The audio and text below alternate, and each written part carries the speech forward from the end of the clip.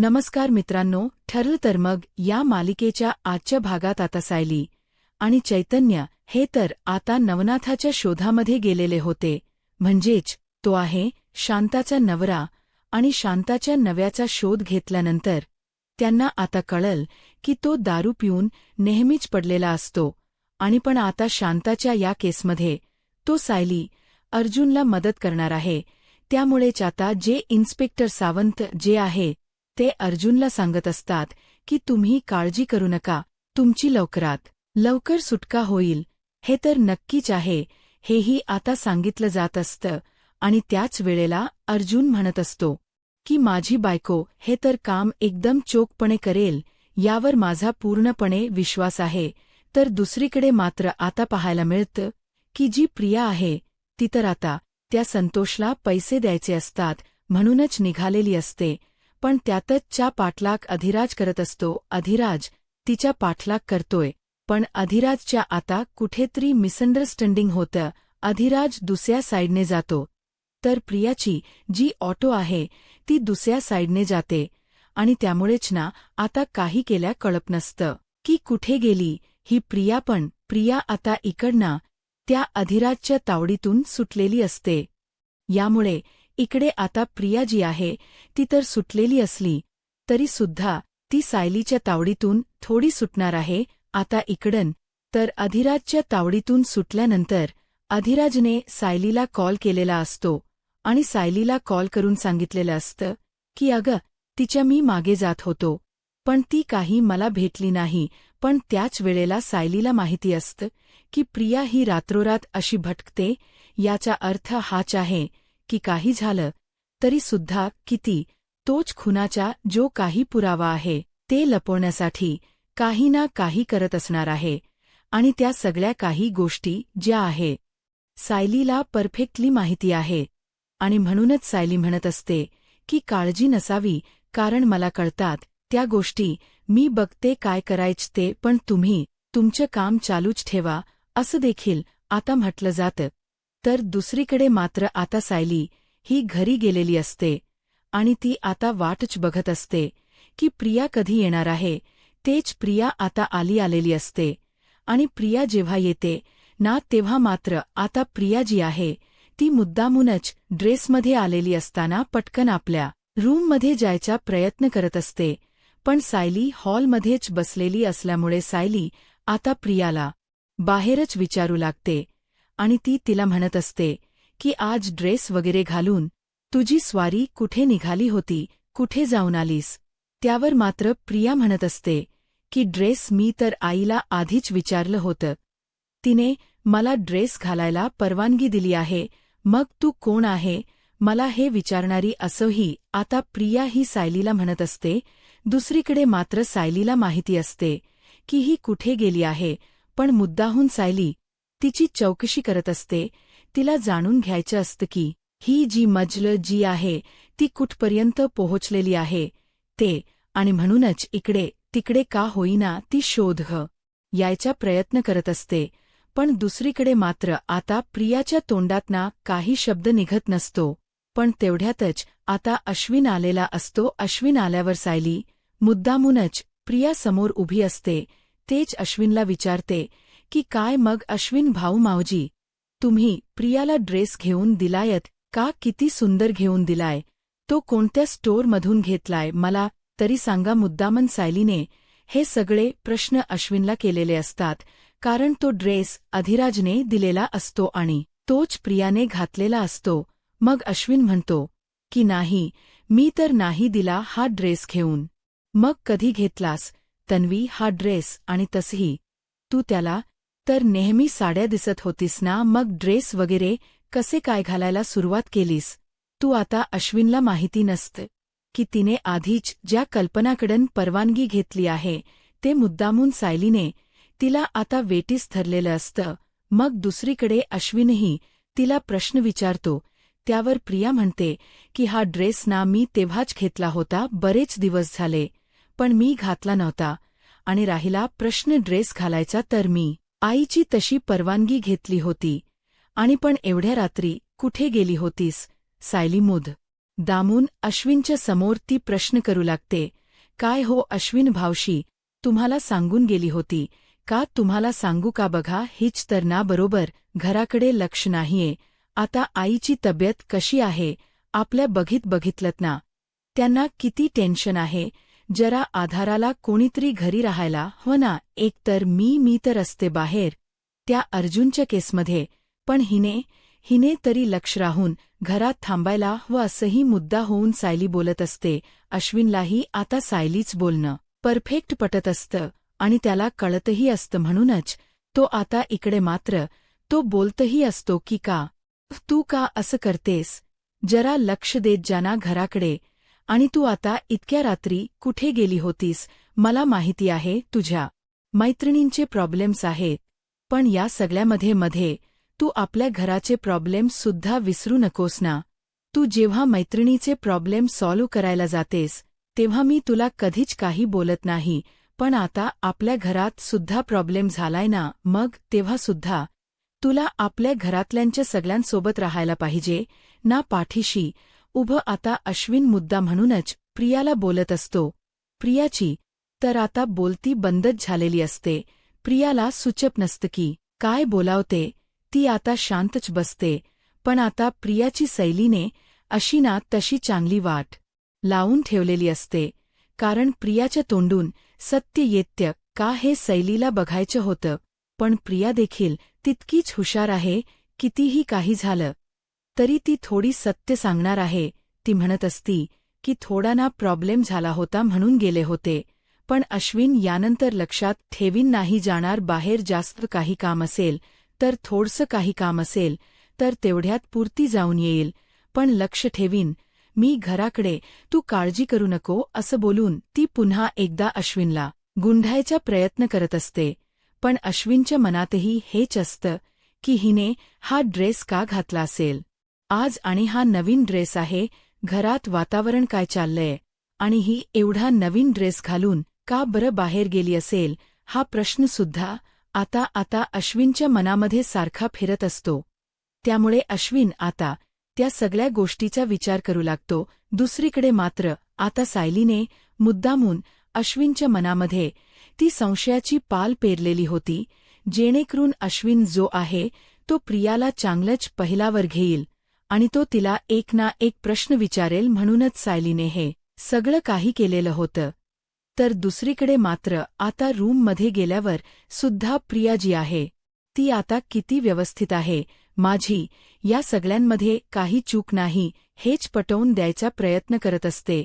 आता दुसऱ्या दिवशी केस असते आणि केससाठी रविराज, सायली, अर्जुन, चैतन्य सगळेच तयार असतात आणि त्या केससाठी तयार असतानाच इकडे मात्र आता सायली म्हणत असते की ऑल क्लिअर आहे, सगळं सेट आहे.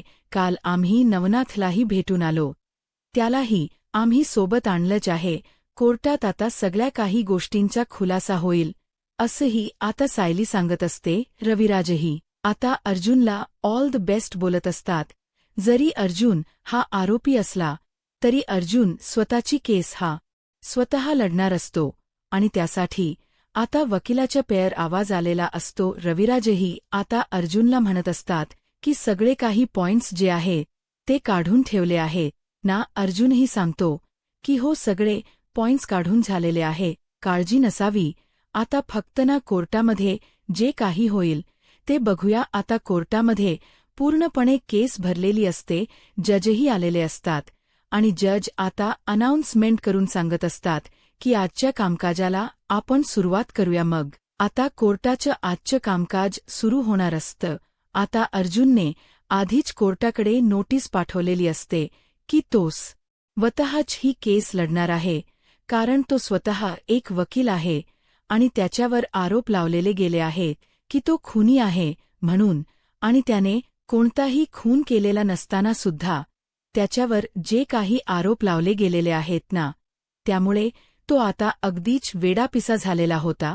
पण त्याने जिद्द काही सोडली नव्हती आणि त्यामुळेच आता तो पहिला आपला जो साक्षीदार आहे त्याला आणायचं ठरवतो.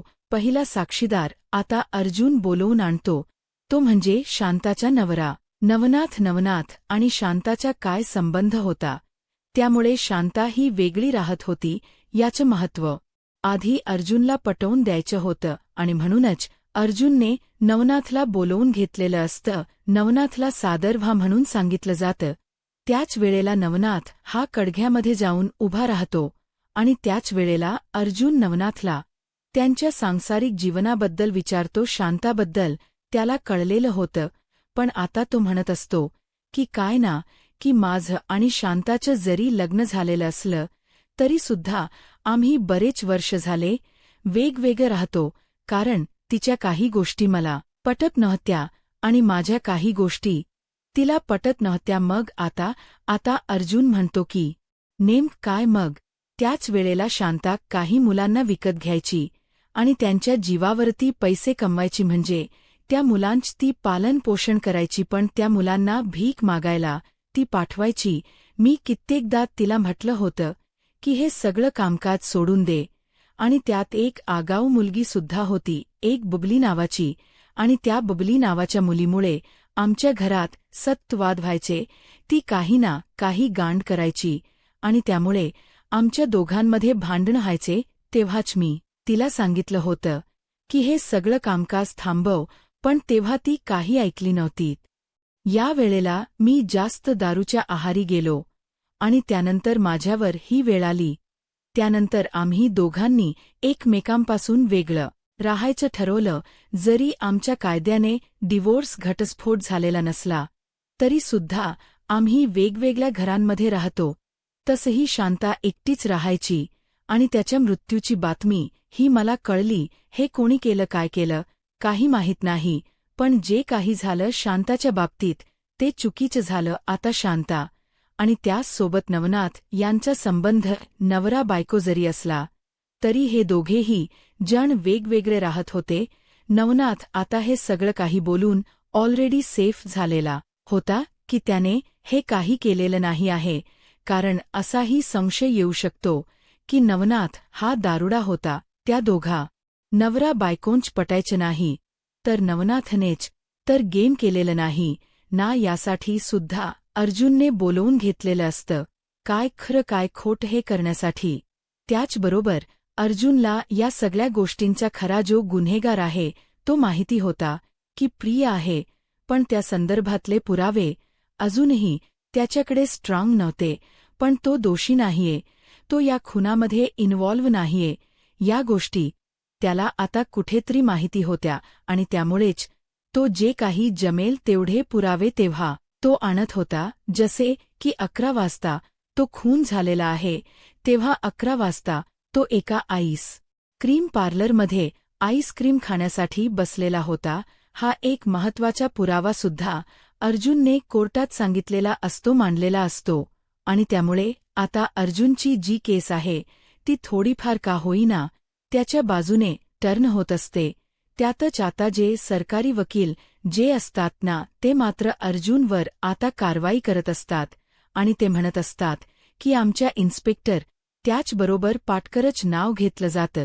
तर ह्यांनीच यांना रंगे हात पकडला आहे, कारण हे जेव्हा त्यांच्या घराकडून निघाले तेव्हापासूनच त्यांच्या गाडीमध्ये ही डेड बॉडी होती. मग आता अर्जुनही उलट त्यांना पकडतो आणि म्हणतो की तुम्हाला कसं कळलं की मी जेव्हा घरातून निघालो त्याच्यापासूनच माझ्या गाडीमध्ये ही डेड बॉडी होत येते. कारण अर्जुनही वकील आहे आणि क्रिमिनल वकील असल्यामुळे अर्जुनला एक जो पॉइंट आहे तो कसा आणि कुठे फिरवायचा ना हे बरोबर परफेक्ट माहिती होतं आणि म्हणूनच अर्जुनने त्याच कचाट्यात बरोबर त्या माणसाला अडकवलेलं असतं जो सरकारी वकील आहे आणि जो इन्स्पेक्टर पाटकरच्या बाजूने उभा आहे. आता इन्स्पेक्टर पाटकरला मला जरा बोलवायचं आहे विटनेस बॉक्समध्ये, असं देखील अर्जुन सांगू लागतो.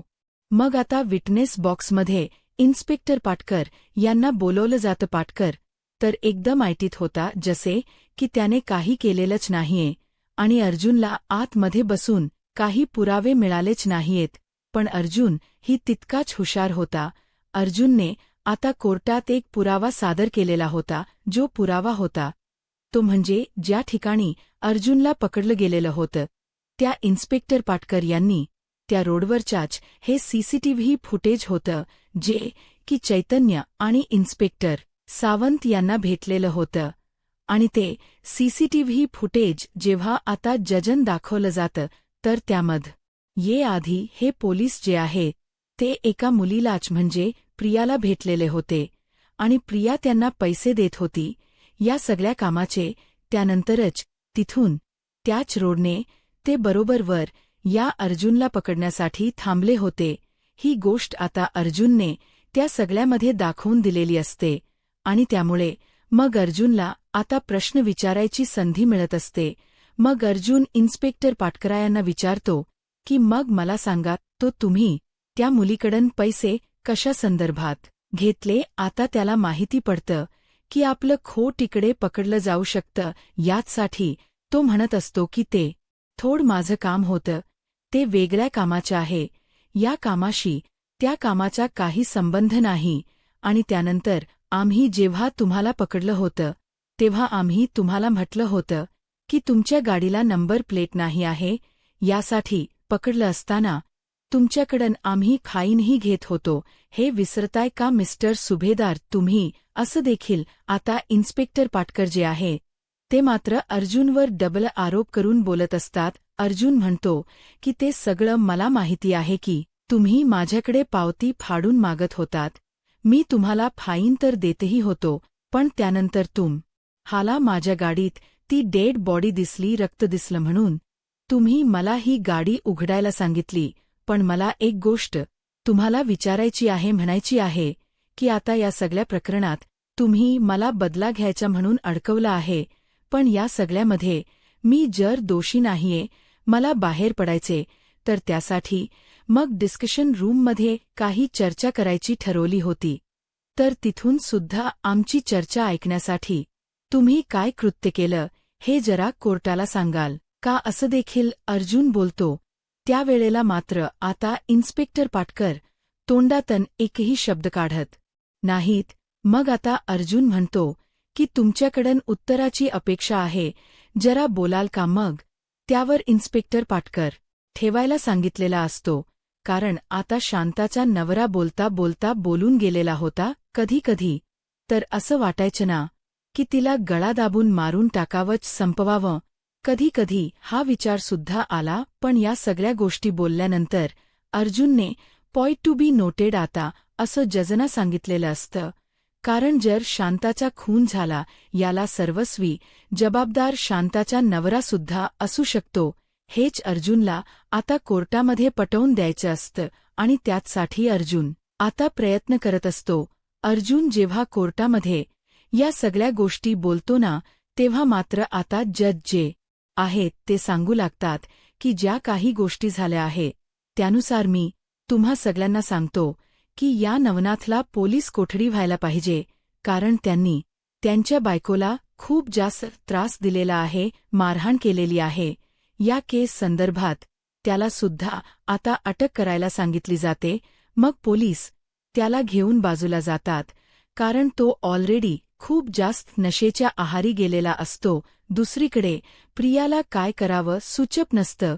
प्रिया विचार करते की या सगळ्यामध्ये मी तर या लोकांना अडकवायचा प्रयत्न करते, पण या सगळ्यात मीच तर अडकत नाहीये ना, असाही विचार तिच्या आता डोक्यामध्ये येऊ लागलेला असतो. दुसरीकडे मात्र आता जे निरंजन वकील असतात ते पुढे येतात आणि ते आता म्हणत असतात की मला जरा काही प्रश्न विचारायचे आहे.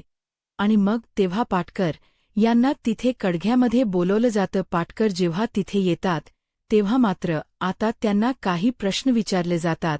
त्याच वेळेला आता जेव्हा प्रश्न विचारले जातात ना तेव्हा त्यांना म्हटलं जातं की तुम्ही यांना कसं पकडलं होतं त्याबद्दल जरा सांगा. त्यावर पाटकर आता सांगत असताना म्हणतात की खरं तर ना हे जात होते आणि आम्हीत यांना नंबर प्लेट त्यांच्या गाडीची नव्हती म्हणून पकडलं होतं, पण त्यांच्या गाडीतना आम्हाला एक डेड बॉडीसुद्धा सापडली आणि त्यामुळेच आम्ही आता इकडे इन्स्पेक्टर पाटकर म्हणत असतो.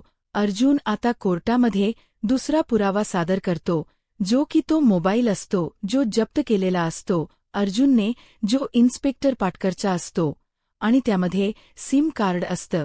ते इतर दुसऱ्या कोणाच्या तरी नावावर असतं आणि त्यामुळेच ना आता अर्जुनने तो पुरावा सुद्धा दिलेला असतो. त्यामध्ये सगळं अर्जुनच डिस्कशन होतं की त्यामध्ये त्या लोकांनी काय काय डिस्कस केलेलं आहे आणि ते डिस्कशनची क्लिप आता अर्जुन कोर्टामध्ये जज देतो आणि सांगू लागतो की हे आमचं संभाषण सुरू असताना आमच्या टेबलच्या खाली यांनी मुद्दामूनच हा मोबाईल ठेवला होता का तर आमच्या मोबाईलवरच बोलणं ह्यांना रेकॉर्डमध्ये ऐकायचं होतं आणि यांना आम्ही जे जे काही करतोय, ज्या काही गोष्टी घडवून आणतोय त्या सगळ्या गोष्टी मुद्दामून यांना अडकवायच्या आहे. मग आम्ही जे पुरावे शोधू ते पुरावे कसे गायब करायचे, काय कोशक केसला वळून द्यायचं हे ह्यांना माहिती आहे आणि हे सगळं हे कोणाच्या तरी सांगण्यावरून करतायत आणि हे कितपत चुकीचं आहे. म्हणजे जो मुख्य खुनी आहे त्यांना हे गजाळ टाकतात आणि मी एक स्वतः क्रिमिनल वकील आहे आणि मला अडकवण्यासाठी इन्स्पेक्टर पाटकर यांचे प्रयत्न सुरू आहे. आता जज हे सगळं काही गोष्टी लक्षात घेतात आणि त्यांच्या लक्षात येतं की या सगळ्यामध्ये इन्स्पेक्टर पाटकर करून अर्जुन सुभेदार याला भयंकर असा त्रास, मानसिक त्रास होतोय आणि आता अर्जुन सुभेदार या सगळ्यात दोषी आहे की नाही हे राहिलं बाजूला. पण पहिल्यांदा जर इन्स्पेक्टर पाटकरांमध्ये जर दोष असेल, तेच जर या केसला वेगळ्या वळण देत असतील, चुकीच्या गावर ही केस आणून ठेवावे लागत असतील, तर त्यामुळे आता इन्स्पेक्टर पाटकर यांना जजच्या सुनावणीनुसार आता 1 महिन्यासाठी सस्पेंड करण्यात येणार आहे अशीच आता एक घोषणा केली जाते. आणि जेव्हा हे सगळं बोललं जातं ना तेव्हा मात्र आता इकडे इन्स्पेक्टर पाटकर जे आहे ते म्हणत असतात की तुमच्या काहीतरी गैरसमज होते, प्लीज तुम्ही समजताय तसं काही सुद्धा नाहीये असं बोलूनच ना आता इन्स्पेक्टर पाटकर आता अर्जुन समोर हात जोडत असतात. पण त्याचा काही उपयोग नसतो कारण ऑलरेडी अर्जुनच्या या केसमध्ये अर्जुन बाहेर सोडायचा प्रयत्न न करत असतो, पण अडकवायचं काम मात्र इन्स्पेक्टर हा पाटकर करत असतो. पण अर्जुनने बरोबर त्याच्या मार्गातला काटा जो आहे तो आता बाजूला केलेला असतो जेणेकरून पुढची केस त्याच्यासाठी खूप जास्त इझी आणि सोपी होऊ शकते. या सगळ्यामध्ये त्याला कोणतीही अडथ येऊ नये म्हणूनच आता अर्जुनने इन्स्पेक्टर पाटकर याची नोकरी काम आहे ते सुद्धा एकदम व्यवस्थितपणे होणार असतं. पण इन्स्पेक्टर पाटकरची आता सस्पेंड नोटीस मिळाल्यामुळे हातात तर इकडे प्रियात सुद्धा आता खूप मोठं नुकसान होणार असतं कारण प्रियाला या सगळ्यामध्ये आता लक्षच घालता येणार नसतं. आता पुढे काय होईल हे पाहायला आत्ताच माझा महाराष्ट्र या यूट्यूब चॅनलला सबस्क्राईब करा. धन्यवाद.